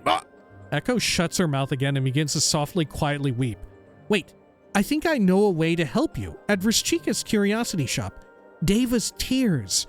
They're expensive, though. Updated my journal. Ecco nods and produces a slip of paper from her clothes. It appears to be a promissory note in the amount of 1,000 commons, which the possessor can collect upon from the brothel. She gives you a questioning glance. Yeah, this'll be enough. I'll be back when I have the tears, Ecco. Oh, fuck. Okay. Done. I don't know. I thought she would just be like this. Right. I forgot that we could maybe use the tears of an angel to fix her. her from being like, Satan. Right. I don't know. I thought it was cool. I thought it would be a fun twist, right? I don't know. Maybe, you know, just as well, she could have been the type of lady to be into that, right? Maybe she'd be like, okay, maybe this is unfortunate that I can't fully talk, but I can write down stuff. And now when I speak, like part of the way through, I'm a demon. I'm a demon, right? That could be cool. Also, there's other fiends, right? They're not all like super Satans, right? Fiends that we've encountered. Like, isn't, technically Fall from Grace is a fiend. It could have been like a succubus tongue, couldn't it? Or is she not a fiend? Isn't she a fiend? Isn't a succubus a fiend? A succubus? I'm gone. Okay. Hello. Yeah. I had some questions. I'll entertain any questions about the merchandise, but I'm not going to be drawn into one of your famous 20 questions about anything around the spire. Understood? I gave someone the fiend's tongue, and it had some ill effects. Any ideas? Vrishchika only smiles and points at an item towards the front of the store. Examine what she's pointing at. You examine a small glass vial labeled as Deva's Tears. Vrishchika presents it to you. Okay, this is from before. I have this 1,000 common promissory note from the brothel. Those might stop the fiend tongue's cursing. I'll take them. How come I was able to get the note? Right? I feel like I didn't have a choice but to get the note. Why was I allowed to get it? Alright, I have a promissory note. Vrishchika frowns slightly, examining the note. Well, I suppose you can have I can have Standish fetch it later. Very well. Here you are. She hands you the item. Please enjoy your newest acquisition. Oh, I gained 1 copper? Okay, farewell. Deva's Tears. This is a small glass vial labeled as Deva's Tears. They were collected from a Deva who was captured during a blood war skirmish. The fiends tormented the imprisoned angel for eons before he at last escaped. The small bottle holds 12 tears he shed in that time. Deva's tears are said to soothe the most savage anger, even that of a fiend's tongue. Okay. He only shed 12 tears for eons. Done. I feel like that's sad in and of itself.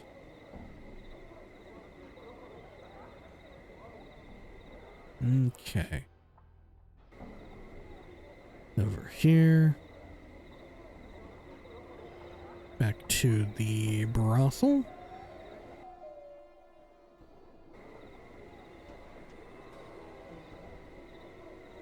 Good, good, good. And we'll head on inside. All right. Okay, Ecco, are you still over here on the left?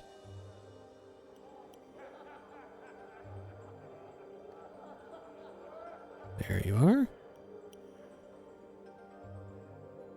I brought you these Davis tears. They should soothe the tongue's cursing. Updated my journal. 30,000 XP again. Well, actually, I don't remember how much we got from the first one, but we had something else that gave me 30,000. Yeah, fuck, I don't know. She nods, smiling, and takes the vial from you. Ecco places a few of the sparkling blue drops onto her tongue. I believe the tears are working. Yes, they are. I can speak in my own voice once more. Oh, how I thank you. Ecco squeezes your hand and bows her head gratefully, her eyes welling with tears of joy. It was my pleasure to help. Farewell, Ecco. Okay, anything else? Ecco waves pleasantly to you as you approach. Greetings, sir, and well met once more. Hello, Ecco. I had some questions. She nods. Okay. What are you doing here? I'm a student here, as are all the prostitutes. We seek to better learn the art of language in order to stimulate the minds, to heighten our awareness of ourselves and others, and to create new ways of experiencing another person. She pauses, lost in thought. Go on. Well, I've been without the ability to speak for so long. Most patrons came to me seeking someone to listen, someone attentive and capable of understanding them that they could speak to, free of interruption and the like. Now that I can speak once more, I wonder if the time has come for me to move on, leave the brothel and become a sensate. You want to become a sensate? A member of the Society of Sensation? Ask Fall from Grace or someone at the Civic Festhall if you would know more of them. I had other questions. Can you tell me about this place?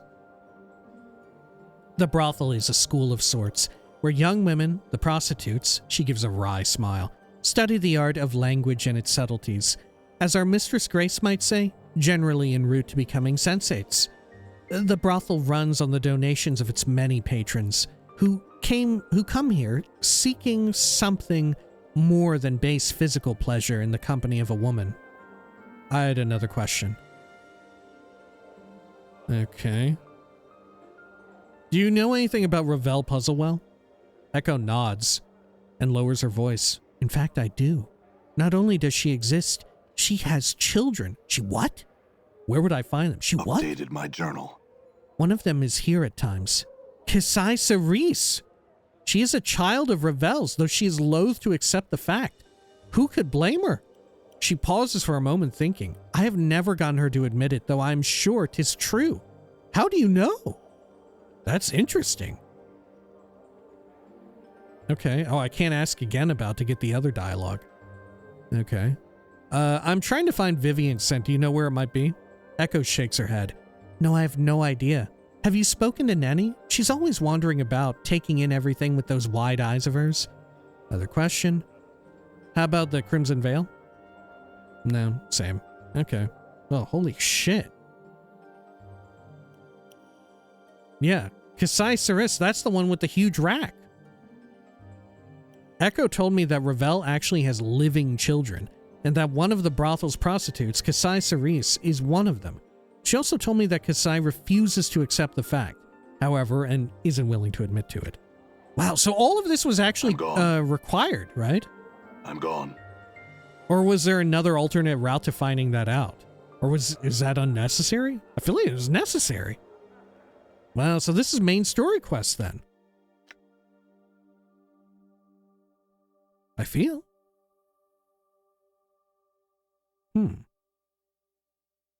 Yeah, actually no one in the Civic Festhall was able to tell me about Ravel, were they? Or Splinter maybe would have, and I elected not to. Maybe. Okay. Well, I suppose when next we return, our adventures continue. We still gotta find the scent of the veil.